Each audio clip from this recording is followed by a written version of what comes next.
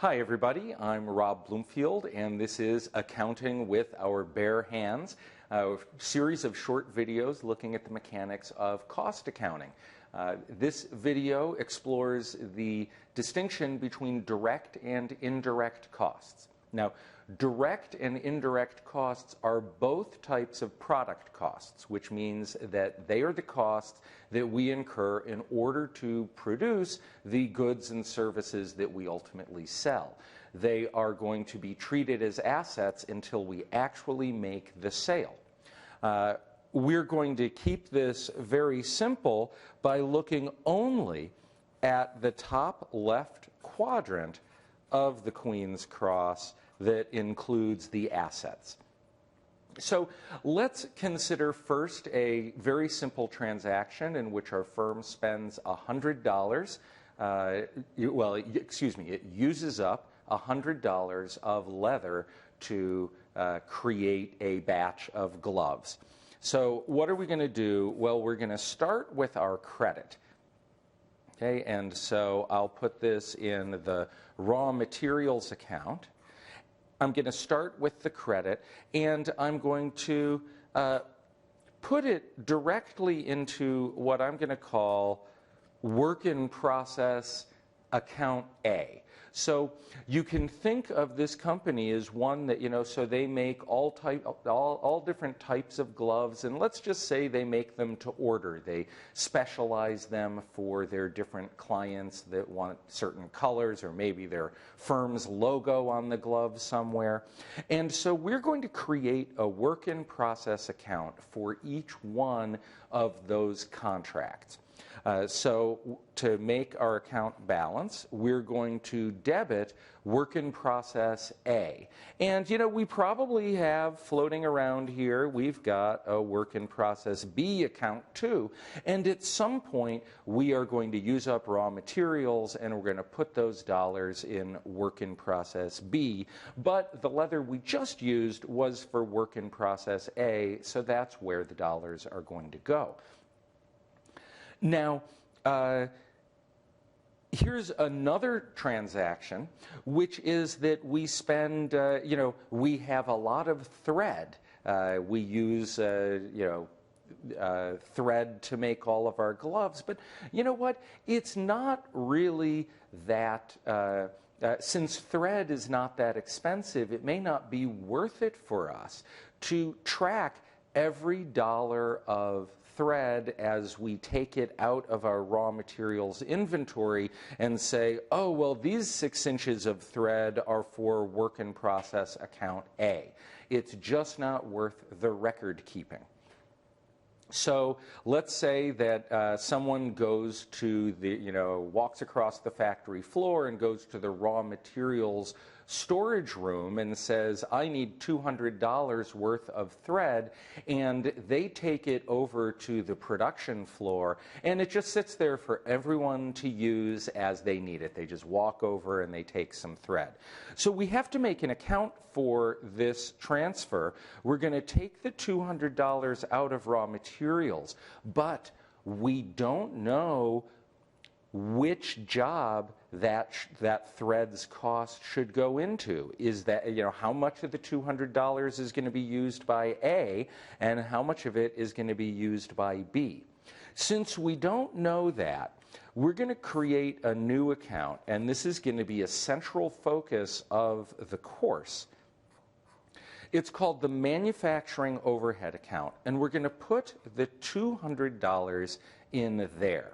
Okay, so the $200, eventually we will, and we'll talk about this actually in another video, eventually we're going to have a way to estimate how much of this $200 that we just incurred ought to go into the work in process A account and the work in process B account. We're not going to worry about that right now because I simply want to focus on the definition of a direct and indirect cost. The first entry that we did of $100, this is a direct cost, and there are two reasons you can think it has the term direct. One is just purely mechanical, that when we look at the debits and credits, the $100 goes directly from raw material into the work in process account. So it's a direct cost in that sense. In contrast, this $200 of thread is an indirect cost because it goes from the raw materials account into the manufacturing overhead account and then into the particular work in process accounts. So it has to take a somewhat indirect route. Another way to think of the terms direct and indirect is from the standpoint of a manager who's looking at how the stuff is actually being used. They know directly with their own eyes right away that this $100 of leather is going into job A. Whereas this $200, well, it's pretty distant to them. It's hard for them to know. There are other terms that we can use for indirect costs. One of the most common is overhead. Okay? And that's because the most common types of costs that you see going into the manufacturing overhead account are things like rent, utilities, depreciation on machines or cars, the costs of high-level supervisors who aren't actually working ever on job A specifically or job B specifically, but what they're doing is associated closely enough with production that we want to call them product costs, right? Their salaries ultimately need to end up in our inventory accounts so that they can move on eventually into finished goods and from finished goods into cost of goods sold. There's one last term that I want to mention in this video, and that is the term, actually I take it back, I have two terms. The second to last term is cost object. The cost object is the account into which ultimately we want to pile our costs. So, why do we have this accounting system? We have this accounting system because we want to know what the total cost of job A and job B are separately. When we compare that cost for, say, job A with the revenue that we get from job A, then we can calculate the margin for job A specifically. It's job A's revenue minus job A's cost, and so we treat job A, and especially this work in process account for A, we think of that as the cost object or a cost object. It's really the goal, the reason that we incurred a cost was to make A. And so we want to pile the dollars up into this account. And everything that ends up on the left side of this account is going to be the reported cost of job A. The last term that I want to introduce here is the suspense account. So if you look at this manufacturing overhead account, it's an asset account. And so if I'm not being humorous, I'm going to say, look, it's in the top left quadrant where the assets go, so it's an asset account.